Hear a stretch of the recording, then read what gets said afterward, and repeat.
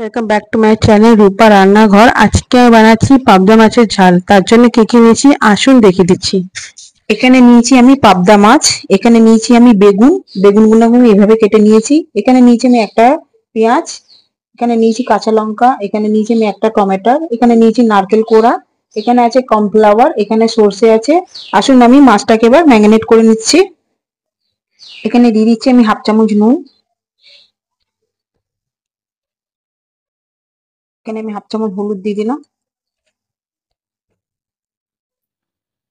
এখানে আমি হাফ চামচ কর্নফ্লাওয়ার দিয়ে দিচ্ছি, এখানে দিয়ে দিলাম একটুখানি তেল, 1 চামচের মতন।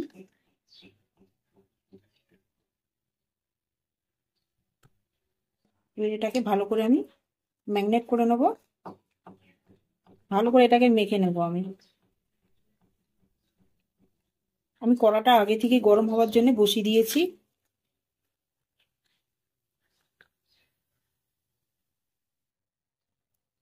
বড় চামচের 1 চামচ আমি তেল দিয়ে দিচ্ছি। এখানে আমার তেলটা গরম হয়ে গেছে। এবারে আমি মাছগুলোকে এখানে এক পাকটা করে ভেজে নেব।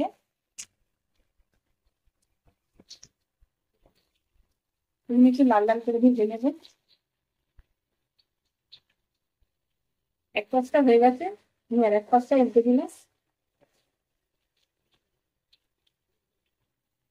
মাছটা আমার হয়ে গেছে, এবারে মাছটা আমি তুলে নিচ্ছি।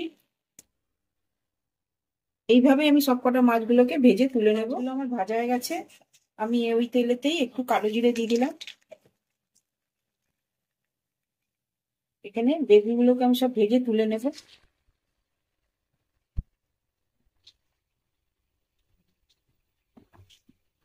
লাল লাল করে ভেজে নেবে বেগুনগুলোকে। আমি এবার সর্ষেটাকে বেটে নিচ্ছি। একটু ভাজা এখনো হয়নি, আর একটু ভাজা ভাজা হবে। বেগুনটা আমার ভাজা হয়ে গেছে, এবার আমি বেগুনটাকে সব তুলে নেবো।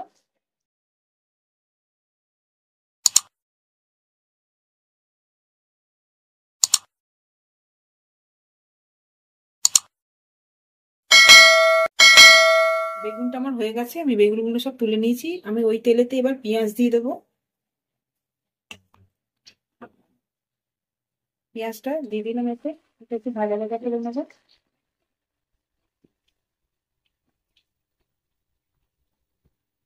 এখানে দিয়ে দিলাম আমি সর্ষে বাটাটা আর নারকেলটা। এটা ভালো করে আমি কষে নেবো। আমি মিক্সচার বাটি দেবো, জলটাও দিয়ে দেবো এতে।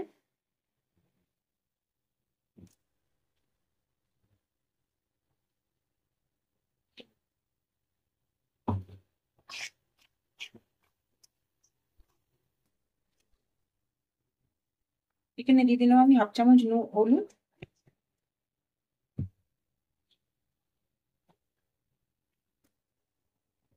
এখানে আমি হাফ চামচ নুন দিয়ে দিচ্ছি।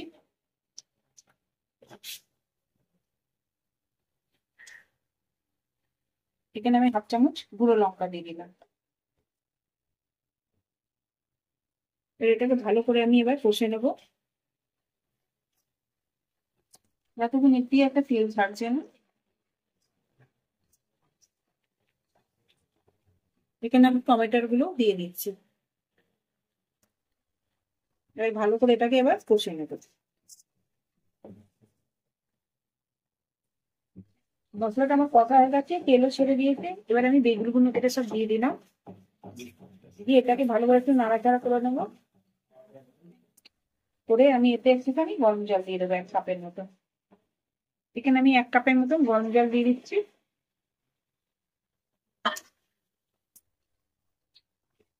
এবার এটাকে ভালো করে ফুটবে, ফুটলে মাছগুলো সব এটা ফুটে গেছে। এবার আমি এখানে মাছগুলো সব এক একটা করে দিয়ে দেবো।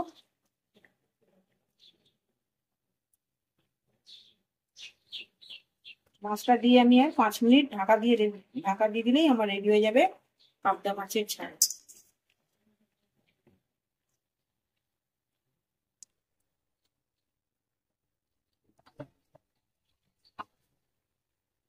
এখানে আমি ঢাকা দিয়ে দিলাম 5 মিনিটের জন্য। রেডি হয়ে গেছে আমার পাবদা মাছের ঝাল। আপনারাও বাড়িতে রেসিপিটা ট্রাই করে দেখবেন। আমার ভিডিওটা যদি আপনাদের ভালো লাগে লাইক করবেন, শেয়ার করবেন, সাবস্ক্রাইব করবেন। Next video.